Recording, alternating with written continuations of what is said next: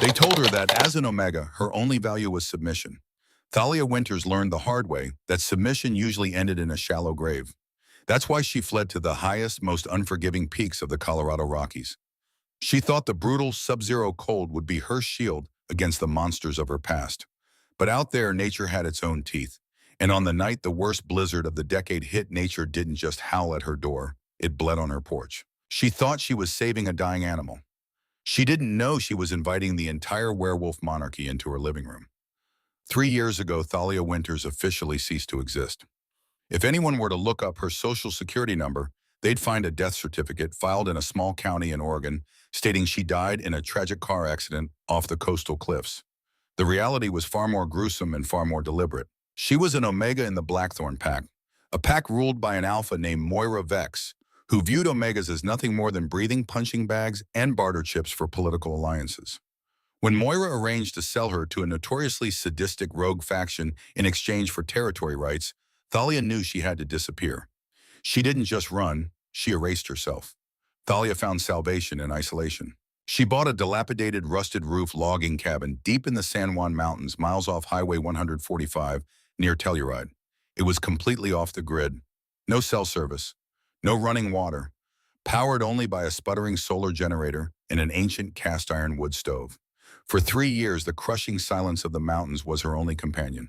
She chopped her own wood, hunted her own game, and slowly pieced back together the fractured shards of her soul. She thought she was safe. She thought the world of Pax Alphas and blood-soaked politics was a lifetime away. Then came the storm. Meteorologists on her battery-powered radio had been warning of the system for a week, calling it a once-in-a-generation blizzard. By nightfall on a Tuesday in late January, the temperature plummeted to 30 below zero. The wind tore through the pine trees with a sound like tearing metal packing snow against the windows until her small cabin was effectively buried alive. Thalia sat by the wood stove, a thick wool blanket wrapped around her shoulders, a mug of pine needle tea trembling in her hands as the walls of the cabin groaned under the pressure of the gale. The radio had gone silent 2 hours ago when the batteries finally gave out. Now there was only the relentless shriek of the wind and the occasional crack of a tree branch snapping under the weight of ice. She had survived 3 winters up here. She had learned to read the mountain's moods to anticipate the storms to stockpile enough firewood and dried meat to outlast even the cruelest cold snaps.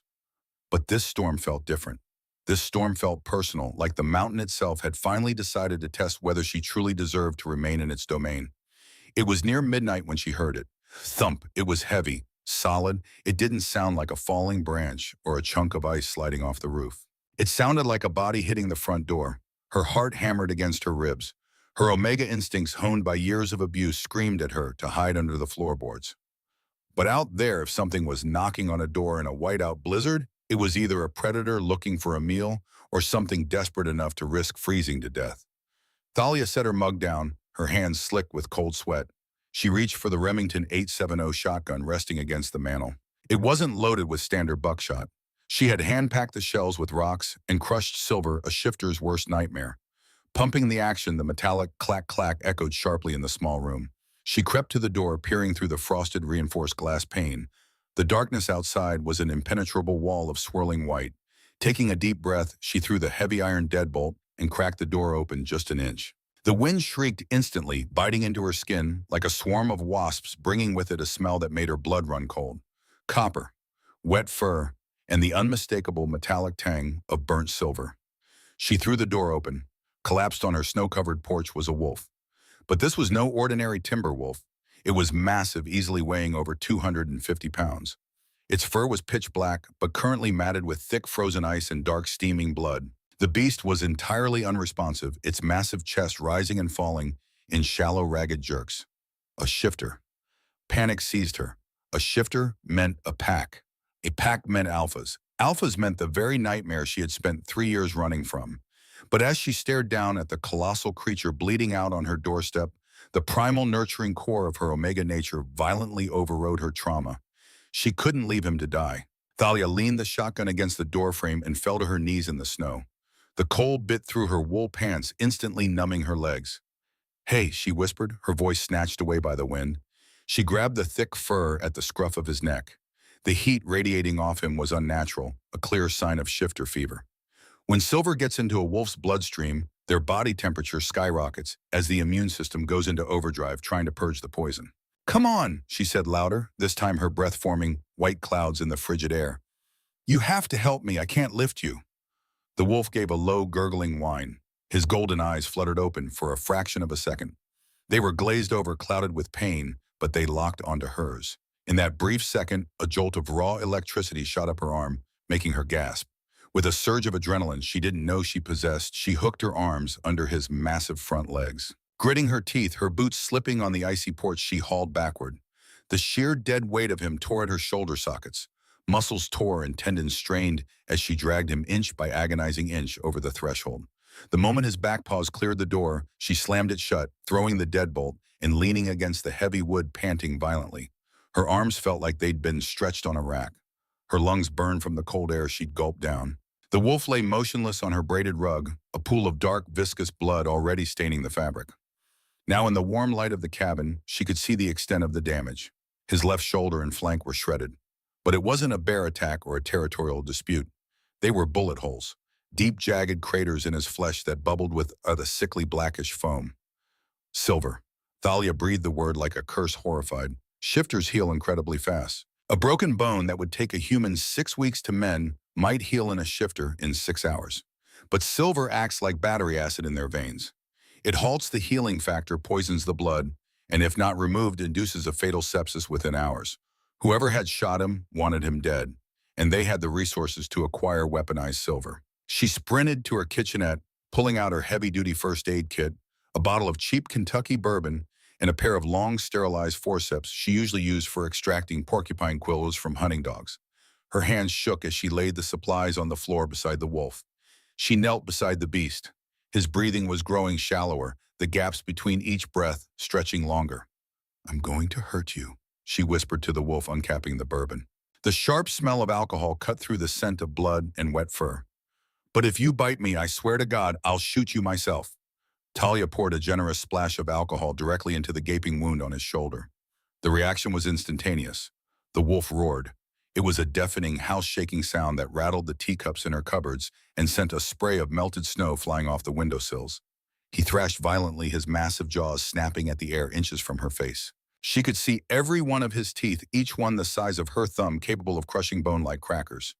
Desperate, she did the only thing she could think of. She released her scent. Omegas have a unique biological defense mechanism.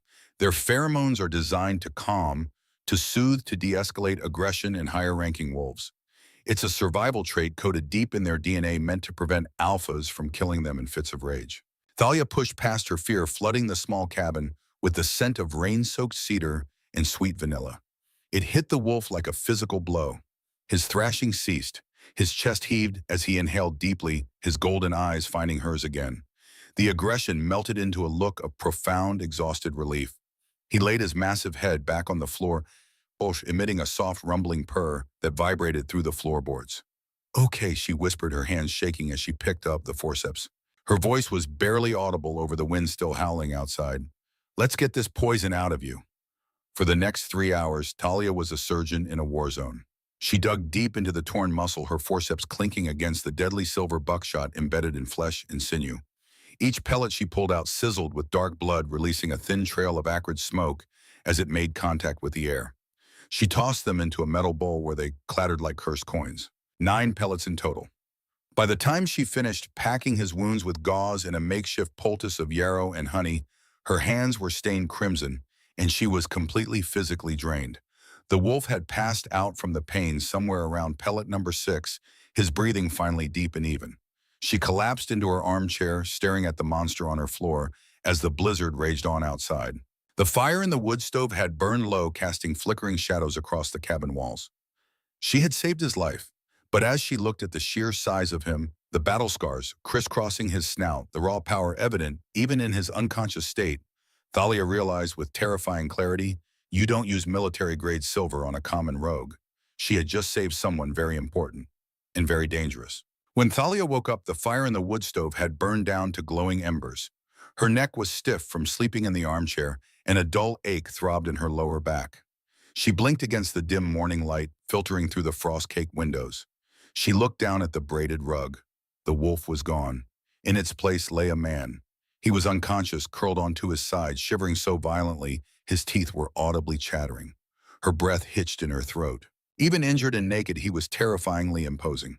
He looked to be in his late 20s, his body a map of lean, heavily corded muscle, and a network of pale, jagged scars that told a story of a lifetime of violence. His dark hair was plastered to his forehead with sweat, and his skin burned with an unnatural flushed heat. The shift from wolf to human is a defense mechanism. A shifter's body will revert to its human form to conserve energy and concentrate its healing factor when critically injured. But it also meant his metabolism was running in overdrive, burning him alive from the inside out. Thalia grabbed a thick woolen quilt from the back of the sofa and threw it over him, preserving his dignity and trying to trap his body heat. But as she pressed the back of her hand against his cheek, she hissed. He was burning up. The silver toxicity was still ravaging his system. "Damn it," she muttered, springing into action. She grabbed a metal bucket, opened the front door just enough to scoop up a mound of fresh, powdery snow, and brought it back inside. The cold air that rushed in during those few seconds was brutal but necessary. Using a ragged washcloth, she began packing the snow against his neck, his wrists, and his chest, trying to force his core temperature down. For 48 hours, her tiny cabin became a triage unit. The blizzard outside showed no signs of stopping, dropping another 4 feet of snow, effectively sealing them in a tomb of white. The man, whoever he was, drifted in and out of a violent, feverish delirium. Sometimes he would thrash beneath the quilt, his eyes rolling back in his head as he barked orders to ghosts only he could see. "Hold the ridge," he muttered fiercely on the second night, his hands suddenly shooting out and gripping her wrist with a strength that made her bones groan. His eyes were open but unseeing, staring at something beyond the cabin walls. "They took the bridge. Darian, you have to warn the king." Her blood ran cold. She froze, staring at his sweat-slicked face. Darian. There was only one Darian in the werewolf world that commanded that kind of reverence. Darian Drake, brother of the Alphaking of the Western Territories? No, not brother, half-brother. And that meant this man, the one currently burning up with fever on her floor, was Darian Drake himself. Caspian Drake was a mythic figure in the shifter world, a warlord who had violently conquered and united 6 warring packs under one massive, impenetrable territory over the last decade. He was known to be a ruthless tactician, unyielding and utterly devoid of mercy for his enemies. If this man was Darian, that meant he belonged to the king's inner circle, an elite guard, the crown's most critical asset. Thalia slowly pried his scorching fingers off her wrist, her mind racing. She was harboring a high-ranking wolf of the royal pack. If his enemies found him here, she would be slaughtered without a second thought. But if the king's men found him here, living with a runaway Omega with no pack marks, they might just execute her for kidnapping or treason. She was trapped between a firing squad and the guillotine. But as she looked down at him, wiping the sweat from his brow with a cool cloth, she couldn't bring herself to regret it. He was helpless, and her deeply ingrained instinct to protect and heal refused to let him die. On the morning of the 3rd day, the fever finally broke. Thalia was sitting at the small wooden dining table, methodically cleaning the action of her shotgun, when she heard a raspy, dehydrated voice. "You're using too much oil." She jumped, nearly dropping the firing pin. She spun around. The man was awake. He was propped up on one elbow, the quilt pooling around his waist. His golden eyes, sharp, intelligent, and startlingly human, were locked onto her. The feral glaze was gone, replaced by a calculating, tactical awareness. He was assessing the room, the exits, the weapons, and finally her. "If you overoil the chamber in this cold," he croaked, grimacing as he shifted his weight, "it'll jam when you need it." He looked down at his bandaged shoulder, then back up at Thalia. He took a deep, testing breath through his nose. His eyes widened slightly as her scent hit him. "An Omega," he whispered, a mix of disbelief and caution in his tone. "An Omega living alone in the high Rockies. That's a new one." She kept the shotgun barrel resting on the table, pointing loosely in his direction. "Who are you?" she demanded, trying to keep her voice steady. "And who shot you?" He offered a weak, crooked smile that didn't quite reach his eyes. "My name is Darian. Darian Drake." The room spun. "You're the king's brother," Thalia breathed, taking a step back. "Half-brother," Darian corrected, leaning his head back against the leg of the armchair. His voice was still rough, each word clearly costing him effort. "And currently the target of a highly coordinated assassination attempt." He paused, swallowing hard. "The Redwood Pack and a coalition of rogues ambushed my convoy near the border. They had military-grade silver. I was acting as a decoy for Caspian's transport." He looked at her, his gaze softening with genuine gratitude. "You pulled 9 pellets out of me. A normal wolf would have died from the shock alone. You didn't just save my life, little Omega. You saved the crown's most critical asset. Don't call me little Omega, she snapped, her fear making her defensively angry. My name is Thalia, and I don't care about your crown or your politics. I care about the fact that if a coalition of rogues is tracking you, they are going to bring a war to my front door. Darian shook his head slowly, the movement clearly causing him pain. The rogues aren't tracking me anymore. I lost them in the river before the blizzard hit. They think I'm dead at the bottom of the gorge. Tully let out a shaky breath of relief. Okay, good. Then as soon as the road's clear, you're leaving. Darian's golden eyes darkened, and he looked toward the heavily frosted window where weak morning light was beginning to filter through. You don't understand, Thalia. The rogues might think I'm dead, but Caspian doesn't. He swallowed hard. He felt my life force drop through our blood bond. And my brother, Darian's voice dropped to barely above a whisper. He doesn't react well to losing his people. He will tear this mountain range down to the bedrock to find me. As if on cue, the wind outside, which had been howling for 3 days straight, suddenly died. The silence that followed was deafening. The storm had broken. The morning sun reflected blindingly off the snowdrifts, casting harsh, brilliant light into the dim cabin. The temperature was still bitterly cold, hovering around 20 below zero, but the air was still and crystalline.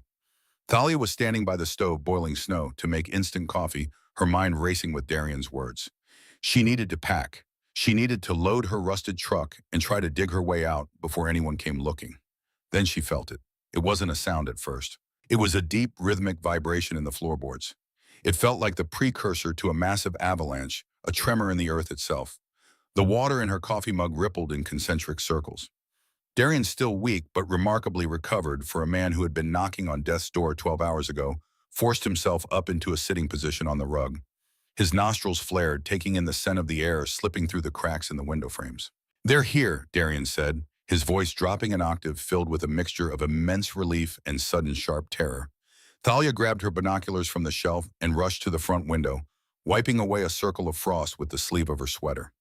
Down the steep, winding logging road that she thought was impassable, 3 massive matte black Sherp ATVs were plowing through the 8-foot snowdrifts like they were made of tissue paper. They ran on massive custom tank treads, their engines roaring like caged dragons. Emblazoned on the side of the lead vehicle, painted in stark silver, was the crest of the Western Territories. A wolf skull crowned with a crescent moon. Oh, God, she whispered, her hands trembling so violently she nearly dropped the binoculars. Darian, they're outside. Thalia, listen to me, Darian said, his tone urgent and commanding, despite his weakened state. You need to stay behind me. Caspian is going to be out of his mind.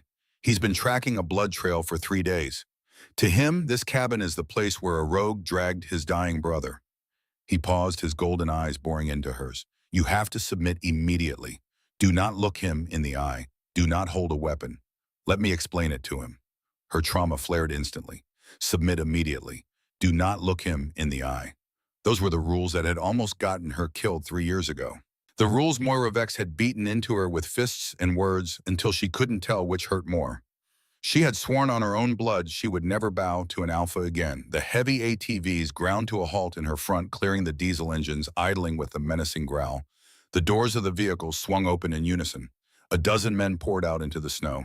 They weren't ordinary pack members. They were the King's Vanguard, dressed in tactical black winter gear, heavily armed, moving with lethal predatory precision. They fanned out, surrounding her tiny cabin in seconds, their assault rifles raised and trained on her windows. Then the rear door of the lead Sherp opened. Even from 20 yards away, the sheer crushing weight of his aura hit the cabin like a shockwave. Thalia's knees buckled slightly, her Omega instincts screaming at her in absolute terror, demanding she hit the floor and bare her throat. It was an oppressive, suffocating power that tasted like ozone, dark pine, and impending violence. Caspian Drake stepped down into the snow. He was a leviathan of a man standing easily over 6'4", with shoulders broad enough to eclipse the sun. He wore no heavy winter coat, just a black tactical sweater that stretched tight across his chest, utterly unaffected by the sub-zero temperatures. His face was chiseled from granite, harsh and unforgiving, framed by dark hair and a short, scruffy beard. But it was his eyes that froze the blood in her veins. They weren't golden like Darian's. They were an icy, piercing silver, burning with a murderous rage that seemed to warp the air around him. He didn't draw a weapon. He didn't need to. He was the weapon. Caspian stalked toward her front porch, his heavy boots crunching loudly in the silent morning air. He stopped at the base of the wooden steps, looking down at the massive frozen puddle of Darian's blood staining the snow on her porch. She saw his jaw clench. The muscles in his neck strained as a low, demonic growl ripped from his throat. "Tear it down," Caspian ordered, his voice a gravelly, resonant boom that shattered the stillness. "Leave whoever is inside alive. I want to skin them myself." "No!" Darian yelled hoarsely from the floor, trying to stand but collapsing back onto his good shoulder. Thalia opened the door. "Let them see me." But it was too late. Caspian didn't wait for his men. He vaulted up the porch steps in a blur of unnatural speed. He didn't bother with the doorknob. He simply planted his heavy boot directly into the center of her reinforced oak door. Crack. The sound was like a cannon going off. The heavy deadbolt sheared clean through the doorframe. The iron hinges shrieked and snapped, and the entire solid oak door exploded inward in a shower of deadly wooden shrapnel. The door crashed onto the floorboards, kicking up a cloud of dust and snow. Through the gaping hole in her home, Caspian stepped over the threshold, ducking his head to clear the frame. He stepped into the cabin, a titan of wrath, his silver eyes locking onto the room. Thalia didn't submit. She didn't drop to her knees.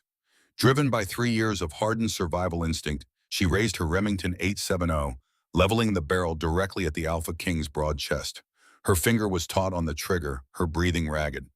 "Get out of my house!" she screamed, her voice cracking with terror but holding firm. Caspian froze. The vanguard outside shouted, raising their weapons. Laser sights swept through the windows, painting her chest in little red dots. "Stand down." Darian roared from the floor, finally managing to pull himself up into a kneeling position, putting himself directly in the line of fire between his brother and Thalia. "Caspian, call them off. She saved me." But Caspian didn't look at Darian. He didn't look at his bleeding brother, or the shotgun pointed at his heart, or the tactical lasers crisscrossing the room. He was staring at her. The air in the cabin seemed to suddenly vanish, sucked out into a vacuum. The terrifying, oppressive alpha aura radiating off him abruptly shattered, replaced by something entirely different. Something infinitely more ancient, heavy, and profound.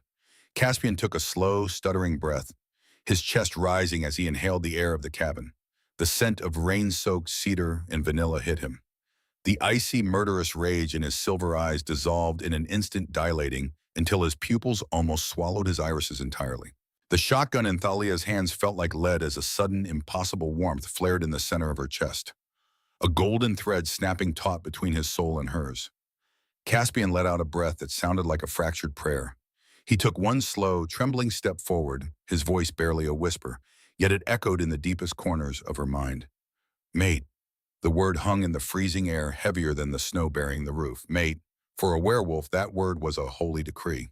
It was the universe aligning two souls, binding their sense, their instincts, and their very life forces into a single unbreakable thread.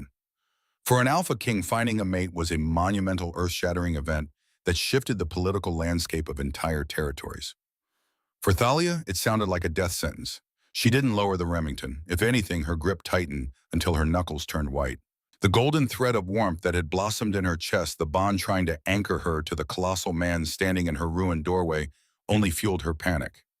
She severed it with a violent mental shove, falling back on the cold, hard survival instincts that had kept her alive for 3 years. "Don't move," she rasped, her voice shaking, but the barrel of the gun dead steady. Outside, the vanguard erupted. Seeing an Omega point a weapon at their king was an unthinkable heresy. A chorus of safeties clicked off. The red laser dots danced frantically across her throat and chest. "Drop the weapon!" a burly guard shouted from the porch, stepping up behind Caspian with his rifle shouldered. "Drop it now or we fire?" Thalia squeezed the trigger just enough to take the slack out. She was a dead woman anyway. If they took her back to a pack, the trauma would kill her before the Alpha did. But Caspian didn't look at the gun. He didn't look at his men. His silver eyes were entirely consumed by her. He saw the terror in her posture, the defensive crouch, the absolute desperation of a cornered animal preparing to go down fighting. And he did something that defied every law of werewolf biology. He didn't assert dominance. He didn't roar. He spun around with blinding speed, backhanding the guard behind him so hard the man flew off the porch and crashed into the snowbank 15 feet away. "Lower your weapons." Caspian's voice was a seismic boom that rattled the surviving window panes. It wasn't a request. It was an alpha command laced with so much raw power that outside several of the hardened vanguard soldiers physically dropped to one knee, their rifles plunging into the snow. "Turn the lasers off. Now!" The red dots vanished from her sweater instantly. Caspian turned back to Thalia, his chest heaving. The ferocious warlord was gone, replaced by a man carefully navigating a minefield. He raised his large, calloused hands, slowly palms open and showing he was unarmed. "They're down," he said, his voice dropping to a gravelly, soothing rumble designed to pacify. "Nobody is going to hurt you, I swear it on my wolf." "Tell them to get back in their tanks," Thalia countered, her breathing shallow, "and you step back onto the porch." "Caspian," Darian groaned from the floor, clutching his heavily bandaged shoulder. "Listen to her. She pulled me back from the edge when I should have died. 9 rounds of silver, 3 days of fever.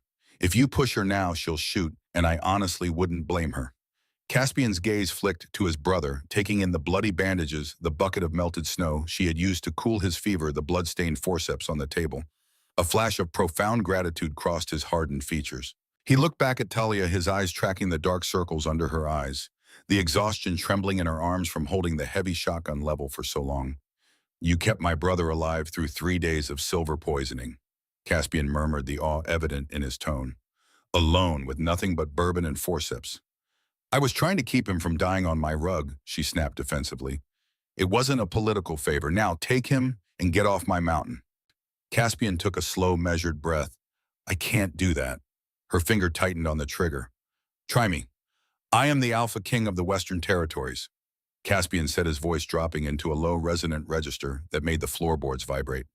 "I have slaughtered rogue factions, burned enemy strongholds to ash, and brought 6 warring packs to their knees. I don't run from a fight." He took one slow step forward. The tip of the shotgun barrel was now mere inches from his chest. "But I will not force my mate. If you want me to leave, you'll have to pull that trigger and kill me. Because as long as I have a heartbeat, I am not leaving you unprotected." Talia stared at him, her heart hammering violently against her ribs. He wasn't bluffing. He was offering her his life, a gesture of absolute vulnerability from a man who was practically a god among shifters. "I don't belong to a pack," she whispered, the exhaustion finally catching up to her. The heavy shotgun dipped slightly. "I don't do alphas. I don't do mates. I am dead to that world." "You are breathing," Caspian countered softly, reaching out. He didn't grab the gun. He gently wrapped his massive hand around the barrel and pushed it downward away from his chest. "And you are mine. But I will earn the right to say that, even if it takes a century." Before she could process his words, Caspian did the unthinkable. The Alpha King, the most feared warlord in the hemisphere, dropped to his knees on the wooden floor of her cabin.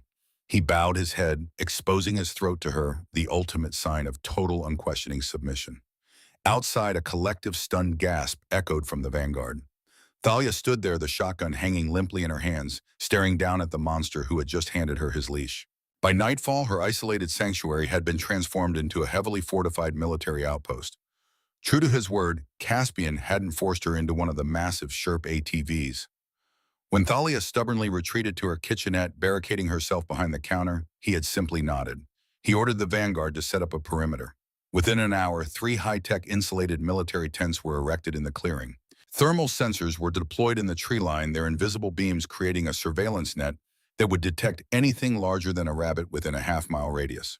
Her cabin was now the safest place in North America, and Thalia felt completely trapped. She sat in her armchair wrapped in her wool blanket, watching as Caspian worked. The temperature was dropping fast, and with her front door completely obliterated, the cabin was freezing. The wind whistled through the gaping hole, bringing with it the bite of 20 below air.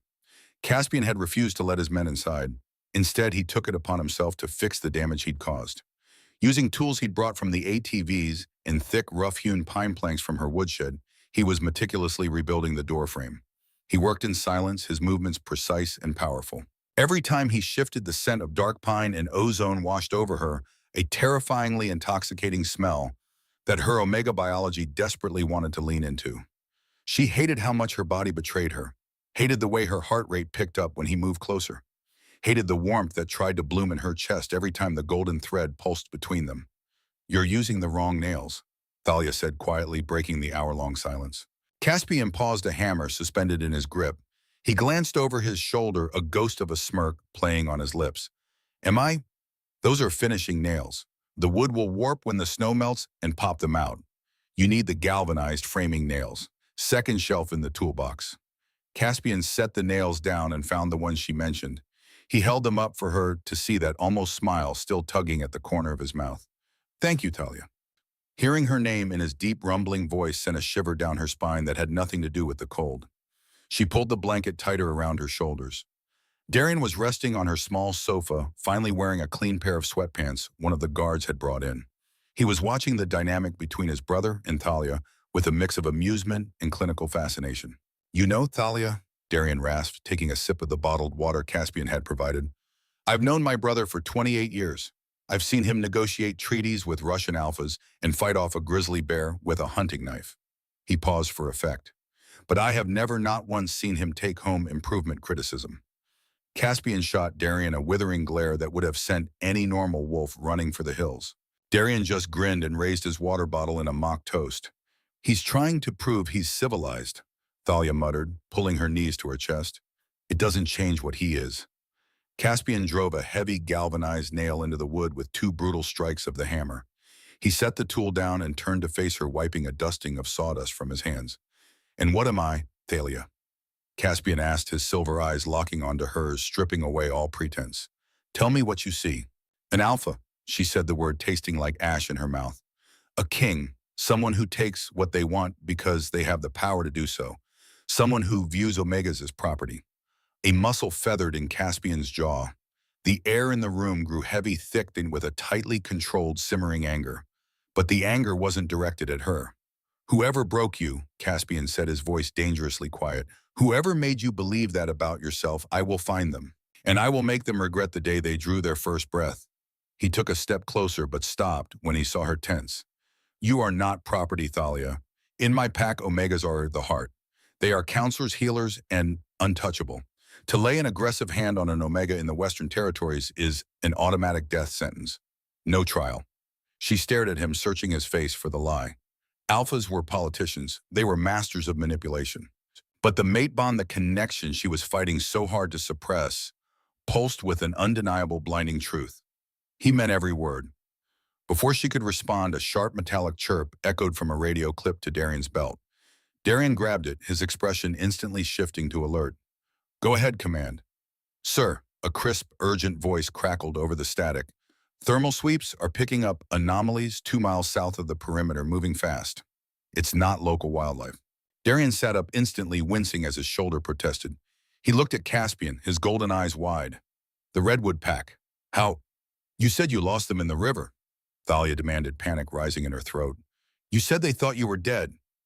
They didn't track Darian, Caspian said grimly, reaching for a heavy black tactical jacket draped over a chair. He slid a massive hunting knife into the sheath on his thigh. They tracked me. The Sherps leave treads 3 feet wide. We carved a highway right up to your front door. Soren, Darian growled, gripping the edge of the sofa. The Redwood Alpha. He must have rallied the rogue coalition. If they followed the vanguard and all the way up here, they aren't coming for a skirmish. He looked at his brother, his face pale. They're coming to finish the assassination. They're coming for the king. Caspian corrected, his silver eyes flashing with a sudden terrifying predatory light. They're coming for me. He looked at Thalia, his expression softening instantly. Thalia, I need you to go into the root cellar. Lock the trapdoor from the inside. Do not come out until I tell you. You can't fight an entire coalition out there in the dark. She argued, her heart pounding as the reality of the situation crashed down on her. You have 12 men. 12 of the king's vanguard, Caspian corrected smoothly, racking the slide of a matte black assault rifle he pulled from a duffel bag. And they have me. Suddenly the wind shifted. It blew through the half-finished doorway, bringing a scent that made her blood run instantly cold. It wasn't the smell of pine or snow or approaching wolves. It was a sickening sweet smell, like rotting meat mixed with sulfur. The stench of decay and madness. Caspian, she breathed, her eyes widening in horror as she recognized the scent from the darkest, most forbidden lore of the shifter world. That's not just the Redwood Pack out there. Darian smelled it too, all the blood drained from his face. Ferals, he whispered. Soren didn't just hire rogues, he brought in ferals. Ferals weren't just wolves without a pack. They were shifters who had succumbed to the beast, entirely losing all human consciousness and turning into rabid, bloodthirsty monsters that felt no pain and knew no fear. They were biological weapons, illegal in every territory, banned by the Continental Accord after the Vancouver massacre of 2009. They were nightmares given flesh. A distorted, inhuman howl pierced the night. It wasn't the majestic call of a wolf announcing its territory. It was a shrieking wail of pure, unadulterated madness, the sound of a mind shattered beyond repair. The siege had begun. The shrieking howl tore through the frozen night, instantly followed by a cacophony of madness. It sounded like 100 throats screaming in unison, stripping the silence from the San Juan Mountains. The vanguard outside didn't flinch. These were the elite of the Western Territories, hardened veterans of a dozen territorial wars. "Contact front!" The squad leader barked, his voice cutting through the chaos. "Oppressive fire, free engagement." The tree line erupted in blinding bursts of muzzle flashes. The deafening roar of automatic weapons chewed through the pine trees, shredding bark and snow. Spent brass casings clinked onto the frozen ground like deadly rain. From her shattered doorway, Thalia watched the thermal scopes of the vanguard's rifles painting the darkness with frantic crimson lasers. Then the ferals hit the perimeter. They didn't run like wolves. They moved with a horrifying, disjointed scramble, their bodies contorted and emaciated spines twisted at unnatural angles. Driven only by an insatiable hunger, they threw themselves blindly into the hailstorm of bullets. Several fell, their bodies practically torn apart by high-caliber rounds. But for every one that went down, 3 more vaulted over the snowdrifts, ignoring mortal wounds with terrifying apathy. A feral with half its skull blown away continued charging for another 10 yards before it finally collapsed. "There are too many," Darian yelled over the gunfire, grabbing a sidearm from the table with his good hand and bracing himself against the doorframe. Caspian didn't say a word. He didn't issue an order. He simply stepped out onto the porch, unzipping his tactical jacket and letting it fall to the snow. His transformation wasn't the agonizing, bone-breaking process of a lesser shifter. It was an explosive release of primal power. In the span of a single heartbeat, the Alphaking vanished, replaced by a monster of ancient myth. Caspian's wolf form was gargantuan, easily standing 4 feet at the shoulder, covered in fur, as dark as the abyss, with eyes that burned like twin silver supernovas. His massive paws left craters in the snow, each one the size of a dinner plate. A guttural roar ripped from his massive jaws, a sound so deep it literally shook the snow from the cabin roof and sent an avalanche cascading off the nearby ridge. He launched himself off the porch and into the fray like a freight train. He didn't just fight the ferals, he decimated them. Thalia watched in horrified awe as Caspian's massive jaws snapped the spine of a feral in half with a single bite. He swiped with those dinner plate paws, sending broken bodies flying into the timberline like ragdolls. Where the vanguard held the line with tactical precision, Caspian was a force of natural disaster, a whirlwind of fang and claw that painted the pristine white snow black with rogue blood. But even as she watched him fight, she realized something was wrong. There were too many ferals. Soren wouldn't waste this many biological weapons just to overwhelm a defensive position. Ferals were expensive, difficult to transport, and nearly impossible to control. They were a distraction. Through the chaos, a different scent cut through the sulfur, sharp, metallic, and organized. The redwood pack. "Flank right, they're hitting the sherp," Darian shouted, firing his pistol into the dark. His injured shoulder made his aim wildly inaccurate, the rounds going wide. 5 massive wolves, disciplined and lethal, broke from the tree line. They weren't rabid like the ferals. They moved with military precision, bypassing the vanguard entirely and sprinting directly toward the cabin. Leading them was a wolf with a distinct reddish-brown coat, larger than the others, his eyes glowing with cold calculation. Soren Graves. The Redwood Alpha. He wasn't here to fight Caspian head-on. He was a coward, an opportunist who had waited for the ferals to tie up the king and his men. Soren was heading straight for the weakest link. He was heading for Thalia. "Thalia the cellar now!" Darian screamed, turning his weapon toward the approaching redwood wolves. But his injured shoulder betrayed him, the pistol shaking in his grip. Thalia looked at the cellar door, the heavy wooden trapdoor built into the floor near the kitchenette. She looked at Darian, bleeding and struggling to defend her home. And she looked at Caspian, currently buried under a pile of 3 frenzied ferals 50 yards away, fighting furiously to get back to her. 3 years ago, she had run. She had let Moiravex sell her life away, and she had buried herself in the ice to survive. But as the Redwood Alpha cleared the porch steps in a single bound, his jaws wide open, her Omega instincts didn't scream at her to submit. They screamed at her to protect her pack. She didn't run to the cellar.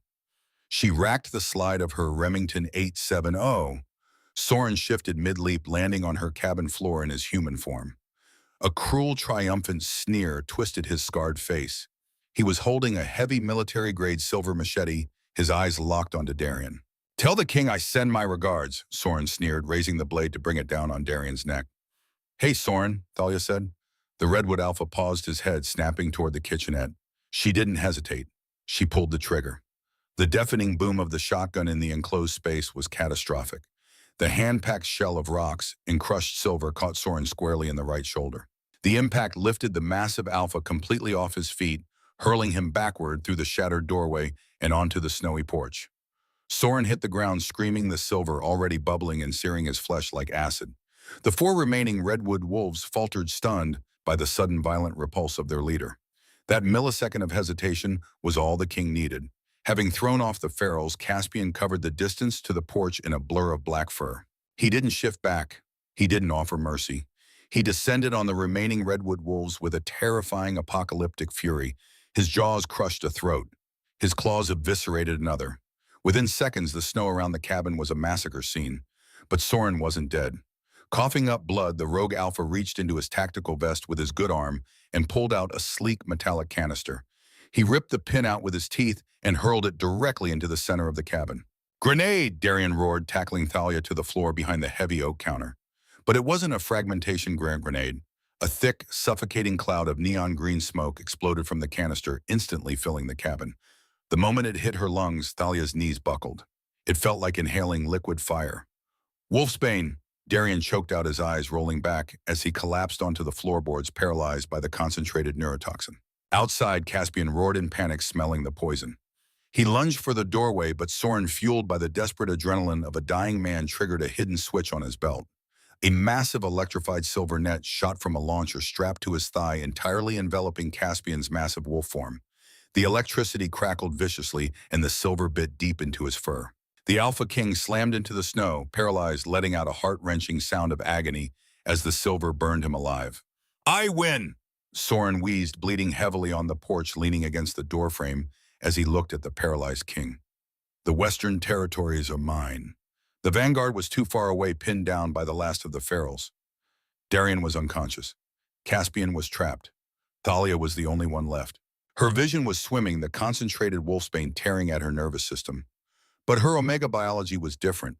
They were built to endure, to filter toxins that would kill an alpha, to survive the harshest extremes so they could nurture the next generation. She dragged herself up the side of the counter. Her shotgun was empty, resting on the floor. She couldn't reach it. Soren turned his head, his eyes widening in shock as he saw her standing in the thick cloud of poison. "How are you standing?" he rasped. He raised his silver machete, stepping over the threshold, intent on finishing her. She didn't have a weapon. She only had herself. She closed her eyes, reached deep into the core of her soul, and unleashed her scent. Not just a calming wave, but a localized, hyper-concentrated blast of pure omega distress. Pheromones laced with absolute lethal defiance. It hit Soren like a physical shockwave. His alpha biology violently clashed with the overwhelming command of a distressed omega. His brain short-circuited. He dropped the machete, clutching his head and stumbling backward, his knees buckling under the sheer biological pressure of her presence. It was all the time Caspian needed. Fueled by the bond, driven to madness by the scent of her distress, the Alpha King did the impossible. He ignored the paralyzing voltage. He ignored the silver searing his flesh. With a roar that sounded like the earth tearing open, Caspian stood up, snapping the reinforced steel cables of the net like cheap twine.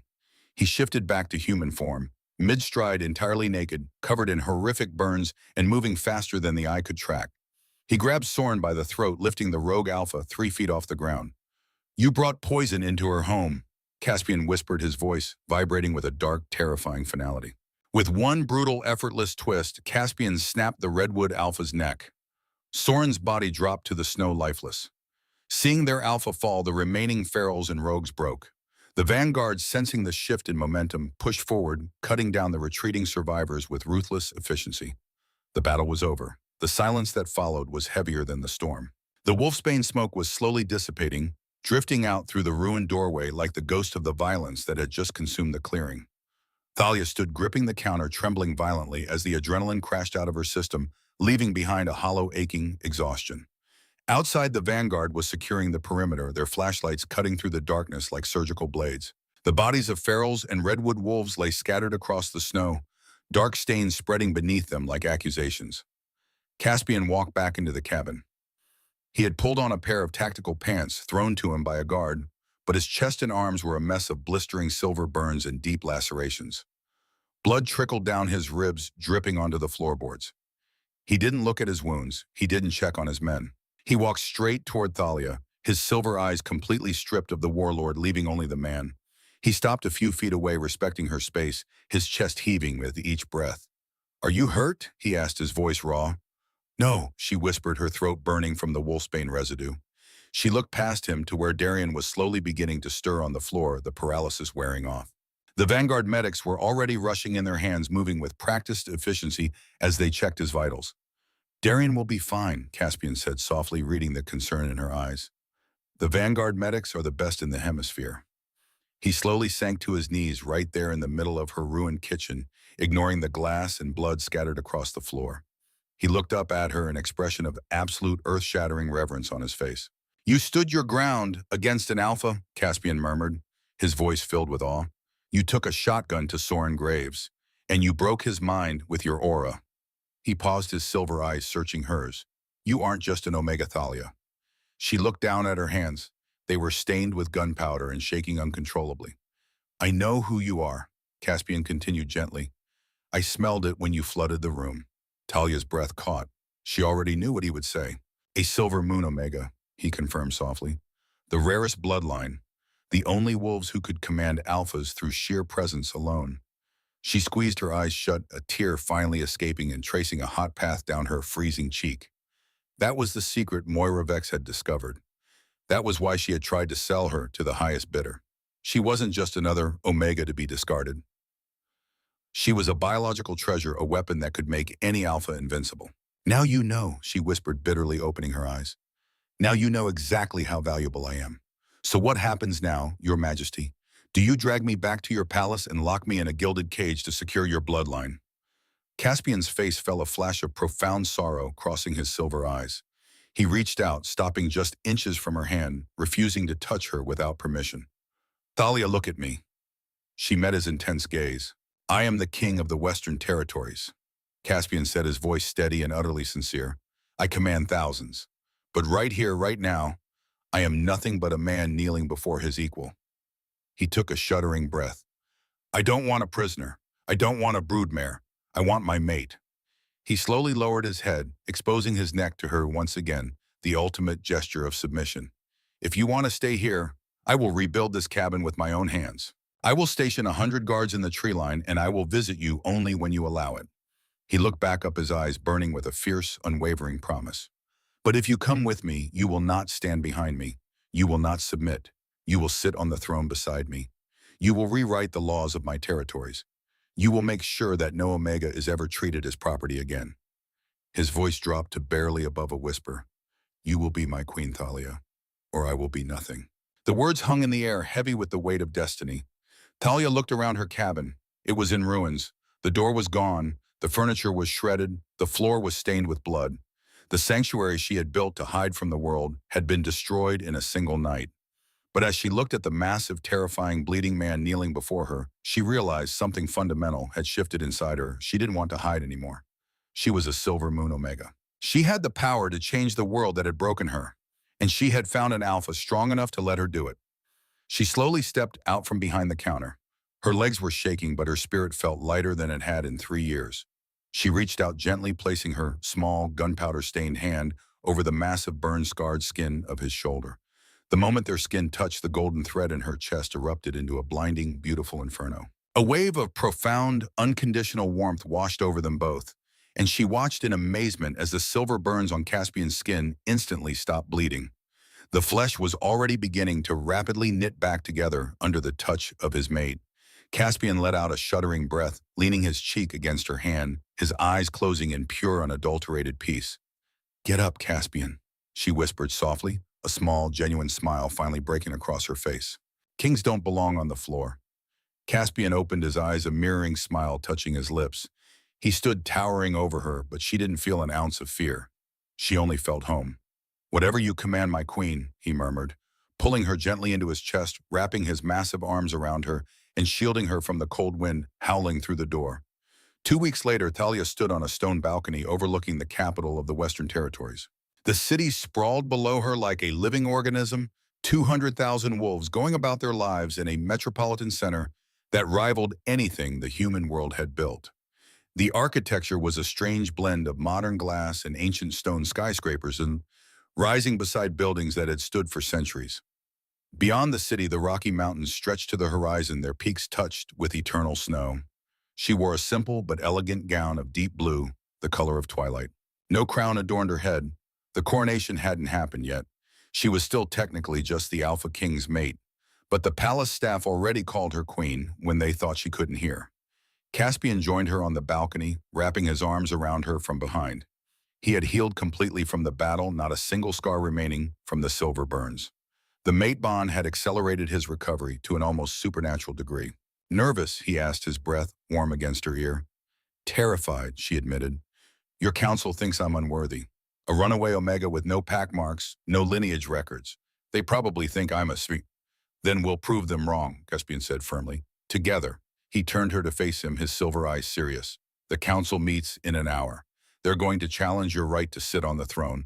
They're going to question your background, your bloodline, your intentions. He paused. And you're going to show them exactly why you're the only one worthy of that seat. Talia took a deep breath, squaring her shoulders. She had spent the last 2 weeks preparing for this moment. She had drafted legislation, consulted with legal scholars, and pored over centuries of pack law. She had a vision for the Western Territories that would change everything. The council chamber was a cavernous room of dark wood and stone built to intimidate. 12 senior alphas sat around a massive circular table, each one representing a different region of the territories. Leading them was Marcus Stone, the head of the vanguard, a grizzled alpha in his 50s with scars that told stories of a dozen wars. He had been skeptical of Thalia from the moment she arrived at the palace. Caspian entered first, Thalia at his side. He didn't sit at the head of the table. Instead, he gestured for Talia to take the seat beside his in equal position. Several of the counselors exchanged glances. Marcus cleared his throat. Your Majesty, he began, his voice carefully neutral. With respect, we know nothing of this Omega's background. No pack marks, no lineage records. She appeared out of nowhere during a military crisis. He paused, letting the implication hang in the air. She could be a Redwood spy sent to destabilize the crown. Murmurs of agreement rippled around the table.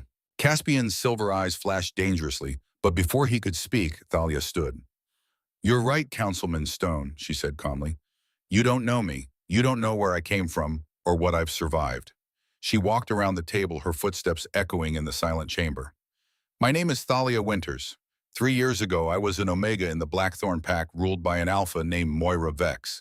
She sold me to a rogue faction for $50,000 in territory rights. Gasps echoed around the table.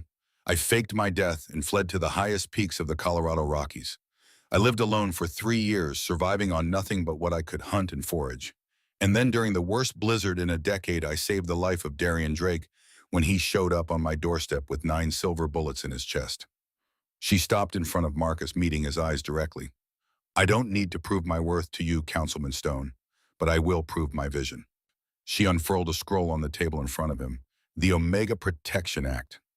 The chamber fell silent as the counselors leaned forward to read. Thalia began to explain, her voice clear and unwavering. Article 1, no Omega can be sold, traded, or bartered under any circumstance. Violators face automatic execution. Article 2, all Omegas have the right to refuse Alpha bonds, including mate bonds, without pack retaliation. Article 3, Omegas can own property, inherit wealth, and hold council seats. Article 4, physical abuse of an Omega results in automatic death sentence and no trial. This codifies the law already in place in the Western Territories. Article 5, the establishment of Omega sanctuaries in every territory. Safe havens with armed protection, medical facilities, and education programs. She looked around the table. This legislation will fundamentally change the power structure of every pack in the Western Territories. Marcus studied the document, his expression unreadable. Finally, he looked up. This is comprehensive, he admitted, a note of grudging respect in his voice. But enacting it will destabilize half the packs in the territories. Alphas who've relied on Omega subjugation for generations will revolt. Talia leaned forward, her hands flat on the table. Then let them revolt, and let them face the consequences. A slow smile spread across Caspian's face. Marcus looked at the other counselors, then back at Talia. He stood, placing his fist over his heart in the traditional salute. I support this measure, my queen. One by one, the other counselors rose and saluted. The vote was unanimous. The council chamber erupted in voices, counselors congratulating each other on the historic vote. Marcus Stone approached Thalia, extending his hand. "Welcome to the fight, my queen." She shook it, but before she could respond, the heavy oak doors burst open. A vanguard lieutenant stumbled in, his face, pale uniform torn and bloodied. "Your Majesty," he gasped, barely staying upright. "We have a situation at the northern border." The room fell silent. Caspian was on his feet instantly. "Report. Blackthorn Pack refugees, sir, 200 Omegas. They're fleeing across the border." Talia's heart stopped. Blackthorn, Moira's pack. "They're asking for asylum under the Omega Protection Act," the lieutenant continued. "But there's a problem." He swallowed hard. "The Blackthorn Beta, Victor Kane, is pursuing them with 50 armed wolves. He's demanding we return them under the Continental Pact Treaty. Says they're stolen property." Marcus stepped forward. "The Continental Treaty predates the Protection Act by a century. Technically, he has legal standing." "No," Talia's voice cut through the room like a blade. Every head turned. "The Omega Protection Act supersedes all prior treaties within Western territories. Article 2 guarantees the right to refuse pact bonds. Those Omegas crossed our border seeking freedom." She looked at Caspian, her eyes blazing. "We uphold the act now, or it means nothing." Caspian's smile was fierce and proud. "You heard your queen. Lieutenant, dispatch 3 vanguard units to the northern border. Full combat load. If Victor Kane crosses into our territory, he dies." He looked at Marcus. "And send a message to every pack in the hemisphere. The Western territories are now a sanctuary. Any Omega who reaches our borders will be protected. Any Alpha who pursues them will be buried here." 3 months later, the central square of the capital was packed with 5,000 witnesses. A raised platform had been constructed in the center, and Thalia sat on a throne beside Caspian, both of them elevated above the crowd. Guards in ceremonial armor lined the square, their presence a reminder that this was not a spectacle, but justice. Silver chains rattled as Moira Vex was dragged before the throne. The former Alpha of the Blackthorn Pack looked diminished, her once proud bearing broken by months of imprisonment, but her eyes still held defiance. "Moira Vex," Caspian's voice boomed across the square. "You stand accused of Omega trafficking abuse and conspiracy to commit murder. How do you plead?" Moira lifted her head, a sneer twisting her scarred face. "You think you've won, little Omega?" she spat, looking directly at Thalia. "You're still just a—" Caspian's roar cut her off like a thunderclap. "You will address the queen with respect, or I will remove your tongue." Moira's eyes widened slightly, but she recovered quickly. "Fine, your Majesty." The words dripped with sarcasm. "Your property, breeding stock. You always were. I should have gotten $50,000 for you from that rogue faction. Would have been the best deal I ever made." Gasps rippled through the crowd. Thalia stood walking down the steps of the platform with measured grace. She stopped in front of Moira, looking down at the woman who had tormented her for 6 years. "You sold me for $50,000. Thalia said quietly, her voice carrying across the silent square. "You beat me for 6 years. You told me I was worthless, that my only value was submission." She leaned close, her voice dropping to a whisper only Moira could hear. "But I'm not worthless. I'm a Silver Moon Omega, and I'm your queen." She stepped back, addressing the crowd. "Moira Vex, former Alpha of Blackthorn Pack, you are guilty of Omega trafficking abuse and conspiracy to commit murder. Under the Omega Protection Act, Article 1 and Article 4, I sentence you to death." She turned to Caspian. "Immediate execution." Caspian nodded to the vanguard. It was swift. It was final. There was no ceremony, no dramatics. One moment, Moira Vex was kneeling in chains. The next, she was gone. The crowd erupted in cheers, but Thalia's eyes were drawn to a group standing near the front. Dozens of Omegas, many bearing scars similar to her own, were crying tears of relief. One of them, a young woman who couldn't have been more than 20, caught Thalia's eye and mouthed 2 words. "Thank you." 6 months after the coronation, Thalia stood once again on the palace balcony, wearing her crown of white gold and moonstones. In the 6 months since the Omega Protection Act had passed, 6 sanctuaries had been established across the territories. Each one was a fortified compound with vanguard protection, state-of-the-art medical facilities, and comprehensive education programs. The northern border incident had sent shockwaves through the shifter world. Victor Kane had tested the act within hours of its passage, pursuing 200 Blackthorn Omegas across the border. He never made it back. The Western territories had become a beacon, and Omegas were arriving every week. Caspian joined her on the balcony, wrapping his arms around her from behind as the last rays of sunlight painted the sky in shades of gold and crimson. "Do you miss it?" he asked softly. "The cabin. The silence." Thalia leaned back into him, considering the question. Sometimes, she admitted, there was a peace in that isolation. She gestured to the city sprawling below, them lights beginning to flicker on as darkness fell. "But this is worth more than silence." Caspian kissed her temple. "You didn't just become my queen. You became their hope." Talia felt a flutter in her stomach, a sensation she had been noticing for the past few weeks. She placed her hand over her abdomen, a small smile playing on her lips. Caspian tensed slightly, his enhanced senses picking up the change in her heartbeat. "Thalia." His voice was uncertain, almost afraid. "Are you—" She turned in his arms to face him, her smile growing wider. "The Silver Moon bloodline won't die out after all." For a moment, Caspian just stared at her, his silver eyes wide with wonder. Then he dropped to his knees, pressing his forehead gently against her stomach. "I never thought I would have this," he said, his voice thick with emotion. "A mate, a family, a future beyond war." He looked up at her, tears glistening in those fierce silver eyes. "You gave me everything." Talia pulled him to his feet, cupping his face in her hands. "No, we gave each other everything." She looked out over the city one more time, her hand resting protectively over the life growing inside her. "Our child will grow up in a world where Omegas are free, where they're valued for their strength, not their submission."